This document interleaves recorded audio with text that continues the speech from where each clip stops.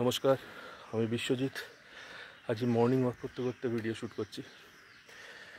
একটা গুরুত্বপূর্ণ ইনফরমেশন আপনাদের দেওয়ার ছিল যে বিগত কয়েকদিনে digital media, news print media সব জায়গায় সেন্ট মার্টিন একটা দ্বীপ নিয়ে খুব হইচই হচ্ছে, এবং স্পেশালি বাংলাদেশের গণ অভ্যুত্থানের পর সেন্ট মার্টিন দ্বীপটা একটা অখ্যাত দ্বীপ, বিখ্যাত হয়ে গেছে। তো কি এই সেন্ট মার্টিন দ্বীপ কোথায় অবস্থিত এবং কেন এটা নিয়ে এত হইচই? আপনারা লক্ষ্য করেছেন বাংলাদেশের গণ অভ্যুত্থানের পর এবং হাসিনা দেশ ছাড়ার আগে কিছুদিন আগে তিনি একটা স্টেটমেন্ট দিয়েছিলেন যে একদম সাদা চামড়ার আমেরিকান রিপ্রেজেন্টেটিভ তাকে এসে প্রস্তাব দিয়েছিল যে সেন্ট মার্টিন দ্বীপে তারা একটা নেভাল বেস তৈরি করতে চায়, সেই জন্য সেন্ট মার্টিন দ্বীপটাকে তাদের যদি লিজ দেওয়া হয়। কিন্তু হাসিনা সেটা রাজি হয়নি, এবং তাকে এও প্রস্তাব দেওয়া হয়েছিল যদি সেন্ট মার্টিন দ্বীপটাকে তাদের দিয়ে দেওয়া হয় তাহলে তার রেজিম সুরক্ষিত থাকবে। এবং তিনি হাসিনা এও এমন একটি কথাও বলেছিলেন যে সেন্ট মার্টিন দ্বীপটা যদি তাদের না দেওয়া হয় তাহলে তার রেজিম সুরক্ষিত নয়, এবং বিএনপি মানে বাংলাদেশের অপোজিশন পার্টি আওয়ামী লীগের বাংলাদেশ ন্যাশনাল পার্টির হাতে, বাংলাদেশ ন্যাশনাল পার্টি সেই দ্বীপটাকে আমেরিকার হাতে তুলে দেবে, এবং বঙ্গবন্ধু কন্যা হিসাবে বাংলাদেশের কোনো জমি তিনি বিদেশিদের হাতে তুলে দেবেন না, এমন একটা কথাও তিনি স্টেটমেন্টে কিন্তু দিয়েছিলেন। তো সেন্ট মার্টিন দ্বীপটা হচ্ছে বঙ্গোপসাগরের উত্তর পূর্বে একটা দ্বীপ, এবং সেই সেন্ট মার্টিন দ্বীপটা একটা স্ট্র্যাটেজিক গুরুত্ব আছে। সেন্ট মার্টিন দ্বীপটা কক্সবাজার থেকে 9 কিলোমিটার, বাংলাদেশের কক্সবাজার থেকে, এবং মায়ানমার উপকূল থেকে 8 কিলোমিটার। তো এটা একটা বঙ্গোপসাগরের স্ট্র্যাটেজিক বিশাল গুরুত্ব রয়েছে। এবং সেন্ট মার্টিন দ্বীপটা অ্যাকচুয়ালি অষ্টাদশ শতকে আরাবিয়ান যারা বণিক ছিলেন তাদের একটা লেজিওর টাইম কাটানোর জন্য সেখানে তারা আসতেন, এবং তারা এই দ্বীপটাকে উপর থেকে যদি লক্ষ্য করা যায় দেখবেন একটা শিকলের মতো, তাই তারা জিঞ্জিরা বলতো। তারপরে বাংলাদেশি মায়ানমারি কিছু লোক যেখানে ফিশিং হাব তারা করেছিল, জেলে যারা রয়েছে তারা এসে এখানে বসতি স্থাপন করে এবং প্রচুর নারকেল গাছ তারা লাগায়। পরবর্তীকালে দ্বীপটার নাম হয় কোকোনাট জিঞ্জিরা। তার পরবর্তীকালে এটাকে সিনামন আইল্যান্ডও বলা হতো। তো ভারতবর্ষ বিভক্ত হওয়ার আগে 1947 সালের আগে এটা অখণ্ড ভারতেরই অংশ ছিল। তারপরে মায়ানমার 1937 সালে আলাদা হয়ে যাওয়ার পরও তারপরেও তারা এটা ভারতের অংশ ছিল। তারপরে পাকিস্তান যখন ভারত ভাগ হয় তখন এটা পূর্ব পাকিস্তানের আন্ডারে ছিল। তার পরবর্তীকালে যখন বাংলাদেশে 1971 সালে মুক্তিযোদ্ধার পরে লিবারেশন যখন একটা হলো বাংলাদেশে, তখন এটা পূর্ব পাকিস্তানের অন্তর্গত হয়। কিন্তু এই সেন্ট মার্টিন দ্বীপটা নিয়ে মায়ানমারও তাদের প্রভাব দাবি করতে থাকে সেন্ট মার্টিন দ্বীপটা তাদের, কেননা তাদের উপকূল থেকে 8 কিলোমিটার দূরে মাত্র। এবং সেই সেন্ট মার্টিন যে দ্বীপটা পরবর্তীকালে 1974 সালে বাংলাদেশ এবং মায়ানমার সরকারের মধ্যে একটা চুক্তি হয়, যেটা বাংলাদেশের অন্তর্গত হিসেবে তারা মেনে নেয়। কিন্তু পরবর্তীকালে জলসীমানা চুক্তি নিয়ে একটা গণ্ডগোল দাঁড়ায়, এবং international court, tribunal court of sea, যেখানে জলসীমানা চুক্তি হয়, সেক্ষেত্রে এটা বাংলাদেশের অন্তর্ভুক্ত করা হয়। কেন তার আগে অনেক কিছু গণ্ডগোল হয়েছিল, যেমন মৎস্যজীবীরা যারা বাংলাদেশে মাছ ধরতে যেত তারা ওই জলসীমানা চুক্তি লঙ্ঘন করা হয়তো মায়ানমারের সীমানায় ঢুকে যেত, সেখানে তাদের উপর গোলাগুলি হতো, অনেক অ্যারেস্টেডও হয়েছে। তো এই একটা গোলযোগের পরে তারা একটা জলসীমানা চুক্তির পরে এটা বাংলাদেশের অন্তর্গত করা হয়।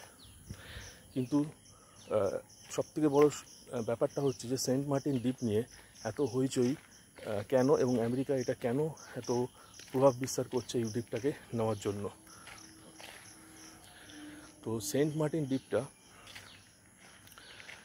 সব থেকে কাছে হচ্ছে এটা সেন্ট মার্টিন দ্বীপের সব থেকে কাছে হচ্ছে মালাক্কা প্রণালী। এই মালাক্কা প্রণালী মনে রাখবেন এমন একটা স্ট্র্যাটেজিক চোক পয়েন্ট, যেখান থেকে বিশ্বের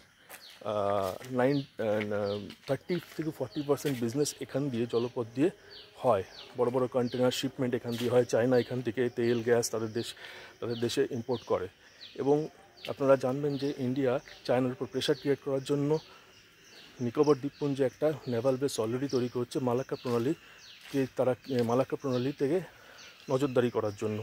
এবং কোনোভাবে যদি এটাকে ব্লক করা যায়, হয়তো ইন্ডিয়া চায়না যুদ্ধের একটা পরিস্থিতি তৈরি হলো, তখন তারা এই মালাক্কা প্রণালীটাকে ব্লক করতে পারবে।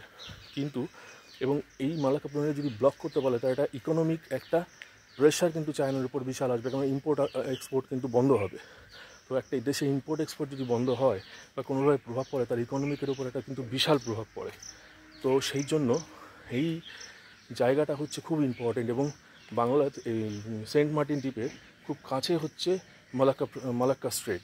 এবং আরেকটি ব্যাপার হচ্ছে যে সেন্ট মার্টিন দ্বীপ যেটা রয়েছে, সেখান থেকে যদি চায়না এই একটা চুক্তি করেছে মায়ানমারের সাথে, যে সেন্ট মার্টিন দ্বীপটার প্রেশার কমানোর জন্য তারা কুয়াক ফিউ একটা বন্দর রয়েছে, গভীর সমুদ্র বন্দর, যেটা মায়ানমারের সাথে ইকোনমিক করিডর, যেটা বেল্ট অ্যান্ড রোড ইনিশিয়েটিভ চায়নার, মায়ানমারের সাথে চায়নার ইকোনমিক করিডর হয়েছে। এই কুয়াক ফিউ বন্দর থেকে তারা কিন্তু তেল গ্যাস অল্টারনেটিভ ওয়েতে তারা নিয়ে যাচ্ছে হচ্ছে চায়নাতে, এবং এটা একটা অল্টারনেটিভ রুট মালাক্কা প্রণালী, যাতে মালাক্কা প্রণালীর প্রেশারটা কম হয়, কারণ ইন্ডিয়া অলরেডি নেভাল বেস তৈরি করেছে, যাতে তারা কোনো রকম ইকোনমিক ব্যারিয়ার চায়নার উপর তৈরি করতে না পারে। এবং রাশিয়াও একটা মায়ানমারের সাথে একটা গভীর সমুদ্র বন্দর চুক্তি তারা কিন্তু স্বাক্ষরিত করতে চলেছে। তো ভারত একটা নেভাল বেস তৈরি করেছে নিকোবরে, চায়না তাদের সাউথ চায়না সি এবং ইন্ডিয়ান ওশানের উপরে অলরেডি কিন্তু ইন্ডিয়ান ওশানের উপর অলরেডি কিন্তু তাদের প্রভাব রয়েছে। South China Sea, Indian Ocean, এদের উপর চায়না, রাশিয়া এবং ভারতের কিন্তু প্রভাব রয়েছে। কিন্তু আমেরিকার সেরকম কোনো নেভাল বেস নেই চায়না, ইন্ডিয়া বা রাশিয়ার উপর নজরদারি করার জন্য। সেই জন্য সেন্ট মার্টিন দ্বীপটা হচ্ছে খুব ভীষণ একটা স্ট্র্যাটেজিক পয়েন্ট থেকে ইম্পর্টেন্ট একটা দ্বীপ, যেটা বাংলাদেশ সরকারকে হাসিনা রেজিম যখন ছিল তখন তাদের হাতে তুলে দিতে বলেছিল। এবং এখন একটা পুতুল সরকার, তারা হাসিনা রেজিম চেঞ্জ হওয়ার পর একটা পুতুল সরকার তারা বসিয়ে তারা কিন্তু সেই সেন্ট মার্টিন দ্বীপটাকে নেওয়ার চেষ্টা করবে। এবং স্ট্র্যাটেজিক পয়েন্ট অফ ভিউ থেকে এটা কিন্তু ইন্ডিয়া বা চায়নার উপর একটা বিশাল একটা কিন্তু ইকোনমিক প্রেশার। তো আমি আমার বক্তব্যের সমন্তনে একটা রিপোর্ট আমি পেশ করছি, যেটা ইকোনমিক টাইমসে বেরিয়েছিল। এটা ট্রান্সলেটেড ভার্সান হচ্ছে,